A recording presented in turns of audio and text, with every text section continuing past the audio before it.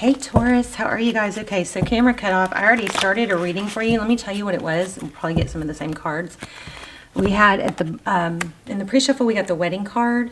So either there's, looks like wedding coming, some sort of contract. I was feeling soulmate energy. We also got 4 of Wands, so 11-11. We had not High Priestess. We had feeling High Priestess, but we had the Empress and 4 of Wands. So possibly we had a lot of progress, like something major coming, repairing.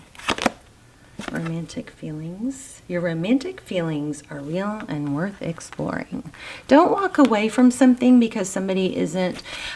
What I'm feeling is someone, maybe there's an avoidant attach, like a dismissive avoidant, somebody with a dismissive avoidant attachment style, and there could be some hastiness for the other person to think, oh well, they're not into me, or they're not showing enough.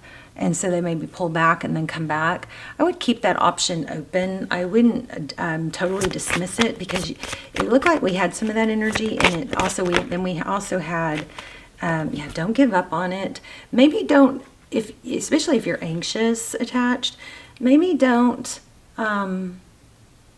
put all your, expectations in it, because it's kind of hard to deal with that. But if you're dealing with somebody that's open, yeah, keep an open mind and give the relationship a chance.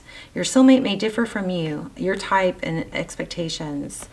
So yeah, true love. I feel like there's someone, there may be a mismatch in the sense of somebody is kind of a dismissive avoidant, meaning as a child, they learned to not rely on getting they didn't have their needs met somehow, emotionally. So they learned to not speak their needs, they didn't get anywhere when they showed their emotion or spoke maybe they were dismissed. Somehow they were taught not to show, basically they get uncomfortable relying on someone else. And as you do get closer to someone, it's natural, you're gonna start expecting more and relying more on that person to feel, because to satisfy your needs, right, emotionally. But a dismissive, they're gonna fight that. They're gonna if they start getting too close, they're gonna pull back. Then they're going to come back, then they're going to pull back. I know that's really hard for a lot of us, but I'm just saying in this situation, if that's what's happening, don't burn the bridge, because this person, I think this person comes back closer every time. And don't put your life on hold, for somebody like that. There is a need to be able to communicate it, like I know that if you are in a serious relationship or a commitment, you can say things like, hey, I understand that you need, your autonomy and your independence, and I'm fine with that. I understand that. But in order for me to feel secure, I need to have, know that I need to have my needs met too. I have needs to know that things are secure between us. So, maybe open up the conversation so that that's not I feel like that's what's going on here. And I feel like there is potential here with this connection. So, I'm just saying, I never want you guys to settle, or if this person just doesn't meet your needs at all and isn't willing to, that's a different story, right? But I'm feeling like there's a dismissive avoidant in here who learned as a child not to rely on others for emotional needs. And so as they get closer to you, they're going to go, oh boy, they're going to pull back. But when they come back, they'll get a little stronger. So don't punish them. Just understand that, and then open up communication, because you have needs too. You have to get your needs met too. And you can say things like, hey, I just wanted to let you know that when you didn't, return my call, or we didn't see each other for a week, or whatever it is, that makes me think that something's wrong. So I was, wanted to let you know so we could work, maybe we could work on that. I know you need your independence. Just got to open the conversation up. If this is eating at you, because you don't want that resentment building. Okay, so there's the sun. They see you happy. 10 of Wands. Somebody that will go the extra mile. See, they see you, and this is they see you in a very positive light. This person looks like they have a lot of love. Two of Pentacles. So there's a juggling energy. That's how they see you. Five of Wands. I feel like this person is, I feel like this person might be a dismissive, avoidant love style. And so they go through stages where they're like, I'm in, I'm out, I'm in, I'm out. I love you. No, I don't. This wouldn't work anyway. I better end it now. It's kind of like they might be putting you through the ringer with their dismissiveness. So it doesn't mean that it can't work. It just means that it may not work because you may have a struggle. But what I'm picking up on is that this could be something really good. So their next steps toward you, it's either going to come forward with a Knight of Cups, so with love. So make sure you don't punish this person. Just be understanding, and make sure you voice your needs, and that when they do need their space and time, it's hard for you if you don't understand what's happening. So that at least they're aware, Anyway, Six of Swords, leaving a difficult situation. They may be a little bit like this too, because they may have gotten out of something that was damaging. Six of Swords is what you cannot see, is they're leaving something that was difficult.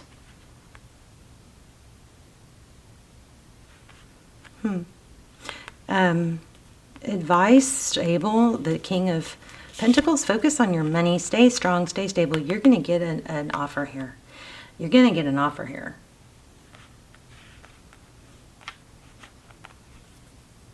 They see you as in a very, very high light. It's their own internal struggle. Hopefully you're secure enough. In the past, well, maybe not, abandonment. Okay, so 10 of materials, so abandoned, maybe cut off financially in the past. Somebody lost a bunch of money or felt left out in the cold. There's Queen of Emotions and the Fool card. Somebody's going to have to let go of some emotional past. There's a new beginning in love here. It could be someone new, but I feel like we're talking about somebody that you're questioning how they feel about you. They feel good about you, but they have history that makes it hard for them to trust it. It just goes slow. But some of this is going to have to be let go of. Look at that, Three of Cups. Lean on your friends. Don't expect to get your cup of love full with just one person. And I'm gonna start sharing my little tips and tricks for health and wellness and hormones and all that at the end of each video. So stay tuned if you're into that. I got a good one. I got a really good one. And it will actually help you in this situation. Okay, Six of Pentacles, somebody very generous. I think this person, okay, let's do this. Let's say, let me grab a different deck. Or should I, let me get a couple with this side because I want to be able to give these cards a chance to come out to you. How will Taurus know that this is their reading and who this person is? You probably already do know. Okay, Seven of Emotions. That's it. Kind of like, what do I do? There's a lot of fish in the sea. Should I stay with this person? Oh my gosh, and again, look at the fish. Two of Cups. Wow. I would say that looks like a yes. But, you got to get your cup full. Maybe don't cut yourself off to other people if this isn't committed yet, until it is. Be open to receiving love in other places. If something isn't meeting your needs, then I just don't ever like to be, unless it's a marriage and it's a verbal commitment. If it's just before that stage and it's not meeting your needs, then it's really going to take a toll on you to limit yourself to just one person who isn't able to meet your needs. Okay, that's just my thoughts. Unless you're busy enough with friends and work and other stuff to where you're not dwelling. I just don't want you guys ruminating because then you respond differently. Okay, so Seven of Emotions, that's fish in the sea, but this is the one that is more special or wanted. Okay, I've got King and Queen of Cups now, I just saw. Wow. Ten of Voices.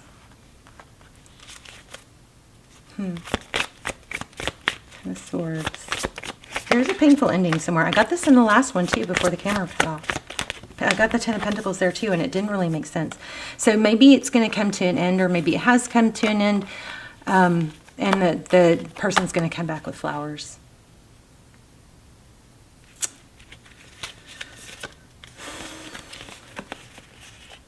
I feel the need also to say, make sure you don't overgive. I mean, you know, feminines, giving and doing and making things happen, that's a very masculine energy. And then receiving gifts, compliments, all that is a feminine energy. So if you're the one taking the lead, feminines, and you're in your masculine energy all the time, it puts the masculine in a weird place because they have to go into their feminine to be receiving, and it takes away from their, they feel accomplished when they're the ones that have to do the work. They're the ones that have to earn it. Okay?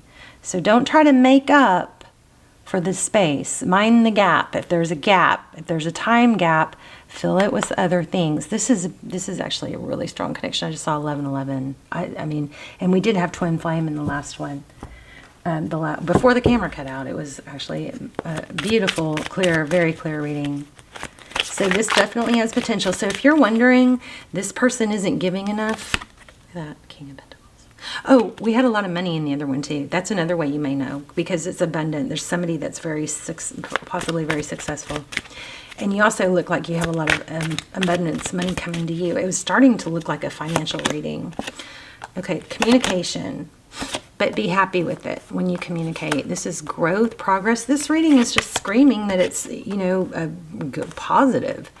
The Devil card in reverse, which would indicate it's healthy. Coming out of feeling abandoned and sad. The bottom of the deck, we have the Knight of Pentacles. This is slow and stable. If there was a separation and an ending, you've got an apology and a new beginning coming. No doubt. Look at that. You don't know it yet. But look, you don't know it yet. You may have new love coming in too, because you got 2 Ace of Cups. But you're freeing, there's going to be a freeing of expectations. Like, what I'm hearing is, well, I'm not used to people treating me like this. You're used to more people like adoring you, stuff like that. Always feeling wanted. There's the money I was telling you guys about.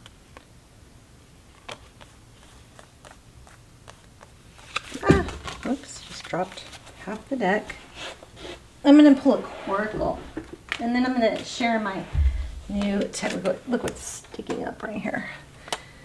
Yeah, looks like an apology. An apology and a return. Somebody coming back stronger. I just can't stress enough that the need to say, be sweet and gentle with the criticisms or the critiquing. Because it's not coming from a place of not caring or not wanting to hurt or wanting or not caring or selfishness or anything like that. And if you do that, this person I think is going to feel hurt and attacked. Okay, there's the apology card again. Look at this. The end. Okay, the Page of Pentacles, an apology, strong apology, a new beginning, letting go of baggage. The ending is over. The ending gets reversed. You have a new start, whether it's the dynamic, the communication, and understanding I think they're a dismissive, avoidant attachment style. That's going to be super key here. I feel soulmate too. And we got the 1111. And there's Treasure Island. There's money. It's like you're going to have a lot of money too. But understanding and clear communication is super important.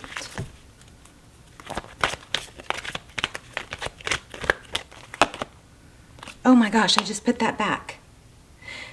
So this person needs. Okay, I feel like this person maybe has a lot of money or will, shower you with abundance. Now remember, when you're dating somebody that, especially for guys, if they don't have their, what together and they're struggling financially, that often could be what is holding them back from moving forward because they don't feel like they, are in a financial place to court and to, provide. So I just, a side note, okay, that could be why somebody's not making a move. But this majority of the energy I'm getting here is very, very abundant. This person wants peace. I don't think this person is going to have a problem spending money on you. I think that either money is coming to you or them or both of you, or they have a lot of money. And it looks like somebody that will actually, this looks to me has the feel of somebody who's not going to mind,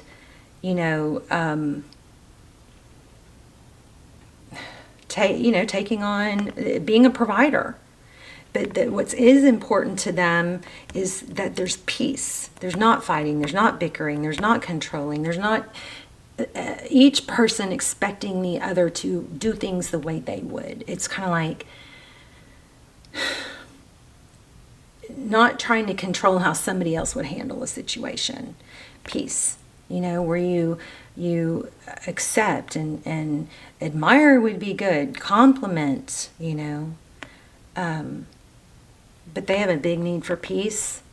And once the peace is established, I think this is somebody with money that is very, very into spoiling.